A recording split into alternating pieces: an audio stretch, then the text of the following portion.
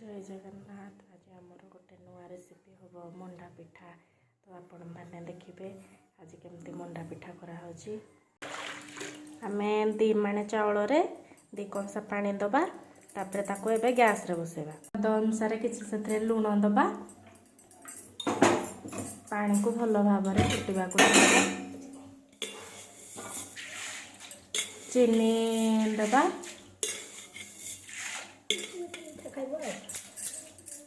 आपणकर जी मिठा दरकार से अनुसार चीनी देवे ताको टिके आपन गोले देवे जमती सब मिसीज जमती किसी न रही को भल भाव में फुटवा को छाड़दबा। आमर पानी ताती गलानी आम ए चाउल चूना दबा। चाउल चूना देला सांगे सांगे आप गोलौथे ना पिंडा बसीज।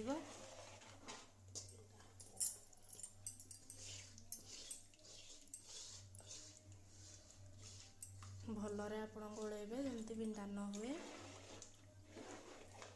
अल्प अल्प ये गोलैकी सेड़ा टाण हम।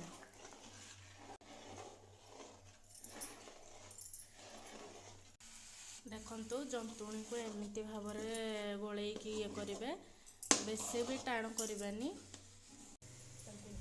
एबे आमर जंतुणी पूरा प्रस्तुत हो गला। एबे आम ताको टे ठंडा करिकी ताको पेसिबा भल भाव में न पेसिले पिठाटा आमर भल हबनी। देखंतु आमर जंतुणी हो गला परे ताको गोटे बड़ जगार आपण किसी तेल देकी ताको भल भाव में पेसिबे जेमती कि पूरा कौलिया हम।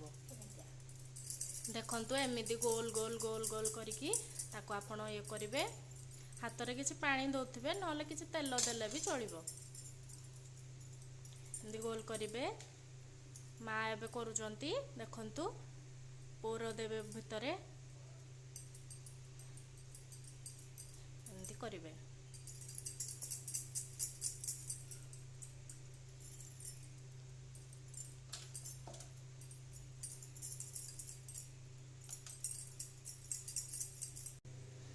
देखंतु सांग माने आमे मंडा सिझिबा पाई पानी आगरु दे देथिलु। एबे ताती गलानी। एबे गोटी गोटी के आम ता ऊपर छांचो को थुई दबा। एबे ताको घोड़ेई सिझिबा पाई छाड़िबा। एबे हमर प्रस्तुत हो जाइछि मंडा पिठा। आपण मानको जदि वीडियोटी भल लागिथिबो निश्चय शेयर करिवे, लाइक करिवे एंड कमेंट करिवे। एबे हम ताको सर्व कर दबा। आमर ओडिशार गोटे नुआ पिठा होची